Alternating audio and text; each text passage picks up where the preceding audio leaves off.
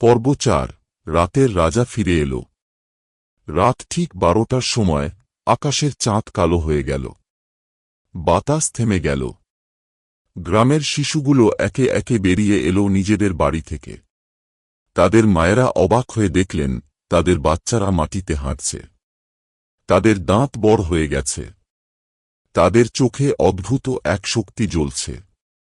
বিজয় ব্রহ্মচারী চিৎকার করে উঠলেন, এরা আমাদের সন্তান নয়, এগুলো ওর বার্তাবাহক। গ্রামের এক বৃদ্ধা কান্নায় ভেঙে পড়লেন, আমরা সবাই শেষ। রাতের রাজা ফিরে এল। হঠাৎ করে একটা গর্জন শোনা গেল। আকাশ থেকে অদ্ভুত কালো ছায়া নেমে এল। সেই ছায়ার ভিতরে দাঁড়িয়ে ছিল রাতের রাজা, এক দীর্ঘ ছায়ার মতো অবয়ব, যার চোখ দুটো এক জ্বলন্ত আগুনের মতো লাল। গ্রামের শিশুরা একসাথে কেঁপে উঠে বলে উঠল, রাজা এসে গেছে, রাজা এসে গেছে।